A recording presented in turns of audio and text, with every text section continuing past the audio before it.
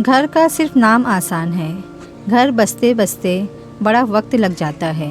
बहुत सी बातों पर सब्र करना पड़ता है, बहुत सी बातों को नज़रअंदाज करना पड़ता है। सब्र, तहम्मुल, बर्दाश्त और समझौते घर बसाने के गुर हैं। मेरी माँ कहती थी, बेटा दुआ करना शौहर आँखों वाला हो, जो देख सके तुम्हारा दुख, तुम्हारी खुशी, तुम्हारा हंसना रोना। बहुत लोग आँखों वाले होते हैं लेकिन देख नहीं सकते। बीवी के मामले में अंधे हो जाते हैं। वो शौहर हो जो तुम्हें देख सके।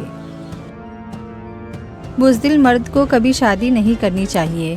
ऐसा मर्द घर वालों के डर की वजह से अपनी बीवी के हुकूक भी पूरे नहीं कर सकता। आए दिन उसके घर वाले उस औरत को जलील करते हैं।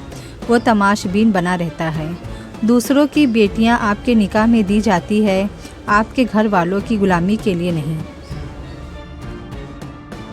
औरत को ससुराल में शौहर का साथ हासिल हो तो किसी की मजाल जो कोई टेढ़ी आंख से भी देख ले। ज़्यादती और नाइंसाफ़ी उस औरत के साथ होती है जिसका शौहर उसको घर वालों के रहमो करम पर छोड़ दे। मैंने अब तक ससुराल से ये सीखा है कि हर काम वक्त पर करना है और कड़ी से कड़ी गर्मी में सबके लिए ढेर सारी रोटियां पकाना। बीमार बिल्कुल नहीं होना, काम करते रहो और उफ तक ना कहो। और माँ बाप के घर की सबसे एक्टिव और ज़हीन बेटियाँ ससुराल में साइको और जहनी मरीज़ बताई जाती है। औरत सड़कों के लिए नहीं, नस्लों की तामीर के लिए। अपनी ही बेटी नहीं थकती सिर्फ काम करके। ज़रा गौर से देखो, दूसरे की बेटी भी थक जाती होगी काम करके। माँ बाप का घर ये दुनिया का सबसे पुरसुकून घर है। ये घर और इस घर के लोग मुझे बहुत अजीज़ है, पर इस घर में वक्त भागता है।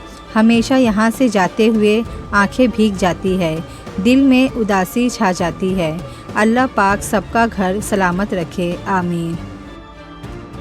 दुनियादारी देखी जाए तो औरत की शादी ससुराल वालों से होती है। शरीयत देखी जाए, औरत पर सबसे ज़्यादा हक उसके शौहर का होता है, मगर आज की औरत को शौहर से ज़्यादा ससुराल वालों को खुश रखना पड़ता है। बहू बीमार हुई तो पका के कौन देगा, तो मैके भेज दिया। हामला हुई तो सारा काम करती रही, और ज़्यादा तबीयत बिगड़ी तो मैके भेज दिया। बच्चा पैदा हुआ तो कैस कौन करवाएगा, मैके की जिम्मेदारी है।